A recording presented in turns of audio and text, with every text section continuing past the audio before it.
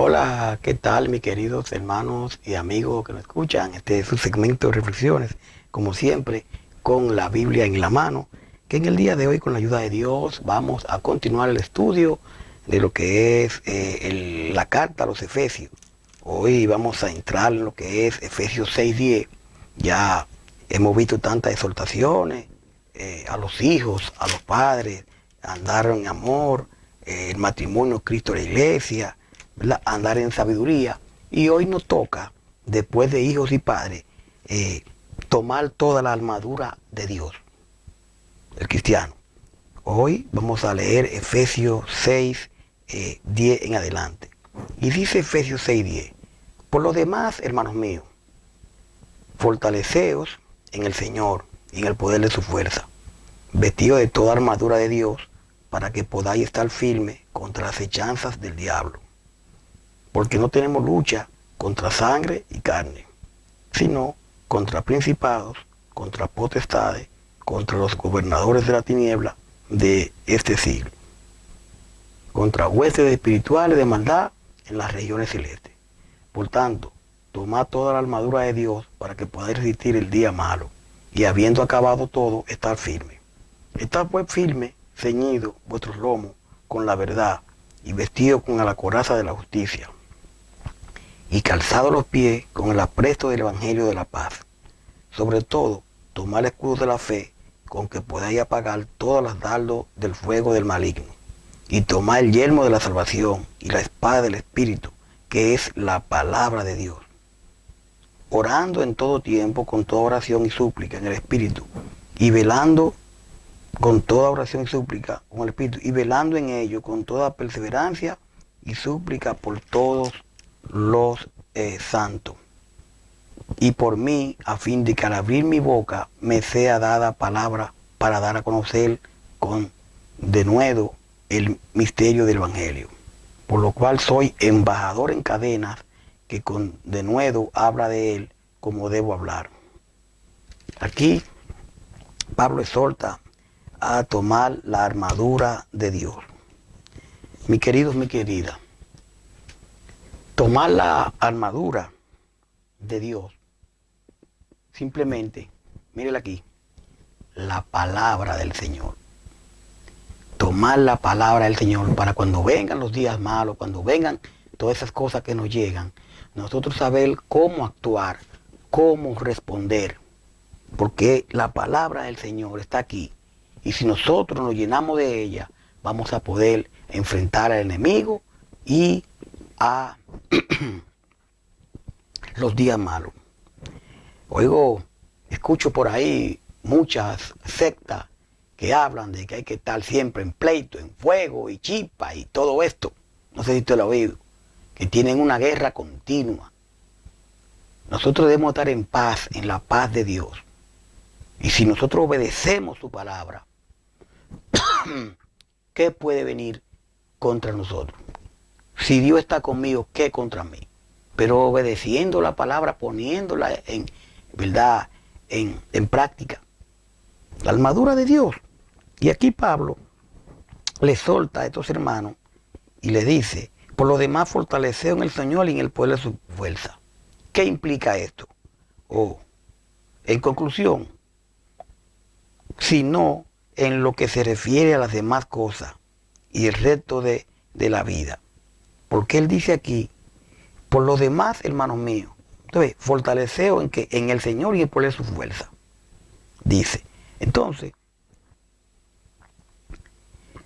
por lo demás, en conclusión no, sino que en lo que se refiere a las demás cosas y el resto de la vida, usted esté, ¿verdad?, que se fortalezca.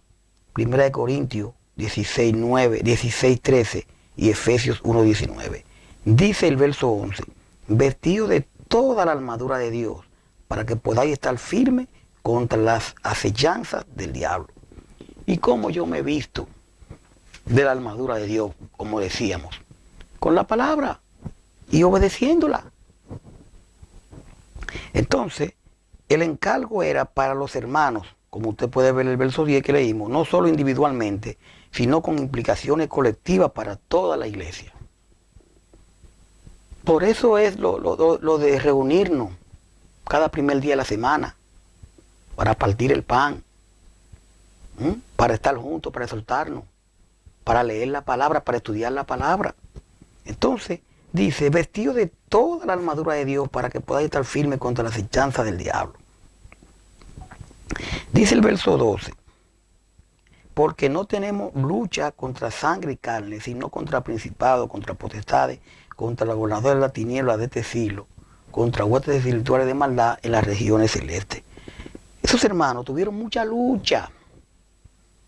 Los apóstoles tuvieron mucha lucha y gracias a Dios continuaron obedeciendo la palabra al Señor. Y obedecieron y resistieron. No tenemos lucha contra carne. Usted puede ver a 1 Corintios 9, 25, Romanos 8, 38. Una de las más grandes demandas de la iglesia es saber distinguir en cuál lucha, entre las luchas. Por ejemplo, hay luchas espirituales. Queremos, estamos locos, vamos a caer, coger la Biblia, tratar de no caer, esas luchas que pasan. Pero hay luchas sociales. En este mundo hay luchas sociales donde nos vemos envueltos en el trabajo, que hay injusticias, y todo ese tipo de lucha también la vamos a vencer poniendo en práctica la palabra, ayudando a los demás. Pero hay luchas también personales, luchas personales que tenemos. Y hay luchas de toda la índole. Pero siempre salgamos airosos por medio de la palabra. De otra manera, creyentes individuales y grupos de creyentes son fácilmente arrastrados a entablar batalla contra el adversario humano en lugar de luchar por medio de ¿qué? De la oración, siempre dando gracias a Dios y por medio de obedecer la palabra,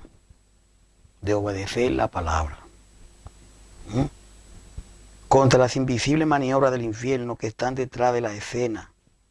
O sea, su influencia. Ay, que el demonio me llevó a hacer esto. Y no será que su concupiscencia lo llevó a hacer eso. A veces no es el que mentamos. A veces usted quería hacer eso por no tener esto. Mire, aquí la palabra nos manda y nos dice cómo debemos de actuar. Pero cuando nos alejamos de aquí, cuando no obedecemos al Señor, hacemos cosas, entonces queremos buscar un culpable. Ay, el demonio no. La influencia que él tiene, ¿verdad? Llegan los dardos, pero usted tiene mentalidad y libre albedrío de si hace esto o si hace aquello. Realmente no, dejemos de estar echando culpa al diablo en muchas cosas, cuando si usted no obedece la palabra, ¿qué usted cree que va a pasar? El que no está con Dios, ¿con quién está? Entonces es muy importante de eso. Dice aquí claramente, porque no tenemos lucha contra sangre y carne, sino contra principados, contra potestades, contra la gobernadora de la tiniebla de este siglo, contra huestes espirituales de maldad en las regiones celestes. Hay una cosa que es bueno entender. Hay algo que anda con usted y conmigo, siempre. El pecado está en nosotros, pero él se reproduce si usted y yo lo dejamos. Debemos de obedecer la palabra de Dios y usted verá, el enemigo más grande que uno tiene es uno mismo, la carne, y uno anda con ella para arriba y para abajo, que es lo que yo quiero decirle. Dice el verso 13, por tanto, tomad toda la armadura de Dios para que podáis resistir el día malo, habiendo acabado todo, estar firme. ¿Qué debemos de hacer? Dice, tomad toda la armadura de Dios. Mire, realmente, ¿cuál es la armadura de Dios? Debemos siempre mantenerlo en comunión con Él, haciendo su voluntad, orando siempre en todo, dando gracias y tratando de obedecer lo más que uno pueda, estudiar la Biblia, obedecer su palabra. Esa es la armadura de Dios. Efesios 5:16, 2 Corintios 10:4. La metáfora utilizada aquí se basa en la armadura y la indumentaria del soldado romano del siglo I. Toda batalla espiritual que se libre hoy en día alcanza la victoria solo si se aplica de lo que la cruz y la sangre de Cristo han provisto. Colosenses 2:15. La fe personal que se enfrenta al mal, la enérgica batalla de la oración que asalta los bastiones del demonio, son dos facetas distintas y complementarias de la vida espiritual. Todo este pasaje le brinda apoyo adicional a esta perspectiva. O sea, dice estar firme, el verso 11, significa aquí asumir una actitud agresiva frente a la contra el contrincante y tomar el puesto que nos corresponde para librar la próxima batalla. También luchar, como dice el verso 12, equivale a involucrarse en un combate cuerpo a cuerpo. Pero luchar, no es que usted va a estar luchando con quien, no sé con quién. Cuando luchamos, metámonos en la palabra y estamos luchando contra todas esas cosas que nos llegan a la mente. Alejemos de nosotros todo eso. Estar firme, resistir, quiere decir mantenerse en pie después de una batalla. Y todos esos dardos que nos llegan a la mente, cosas que nos llegan en el día a día, luchemos contra todo eso, pero es con la palabra de Dios, con la espada. Entonces, volviendo a lo que es el verso 12, que dice, quería leerle esto, huestes espirituales de maldad en las regiones celestes. Esto, aquí, quería decirle, recursos espirituales a disposición de la iglesia, Efesios 1:3. La autoridad de Cristo sobre el mal, Efesios 1:21. Estamos hablando de recordar las referencias anteriores. La iglesia que está sentada junto a su Señor ascendido, Efesios 2:6. La voluntad del Padre de desplegar su sabiduría a través de la iglesia para confundir los poderes del mal, Efesios 3:10. Sobre esas bases, este pasaje anuncia la encomienda asignada a la iglesia de participar en la batalla de oración, de manera que el mal fuera obligado a retroceder y de esa forma adelantar la voluntad de Dios. Todo esto yo lo voy a resumir en una palabra.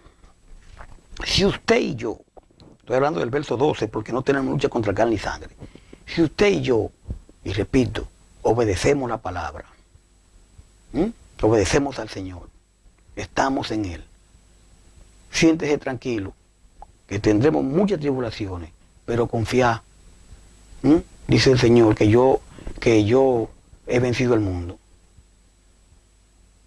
Obedezcamos la palabra y usted verá que el Señor siempre va a estar defendiéndonos. Dice el verso 14, está pues firme, ceñido vuestro lomo con la verdad y vestido de la coraza de la justicia. El verso 14. Isaías 11:5, Isaías 59:17. Dice el verso 15, y calzado los pies con el apresto del evangelio de la paz.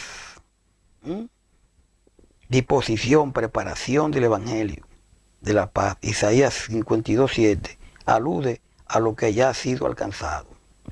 Entonces, y calzado los pies con el apresto del evangelio de la paz. Donde lleguemos, tenemos que llegar como cristianos y llevando paz. Y a veces nos alteramos, no sé usted, yo lucho con eso, no alteramos, pero tenemos que llegar con el evangelio, con el apresto de la paz, en paz, que donde usted llegue, donde yo llegue, que haya paz, no discordia. Dice el verso 16, sobre todo tomad el escudo de la fe, con que podáis apagar todos los dardos del fuego del maligno.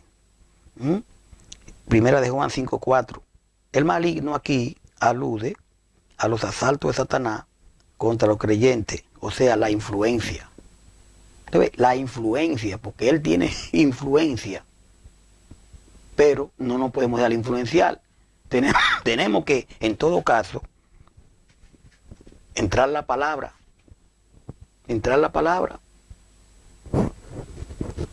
Dice el verso 17,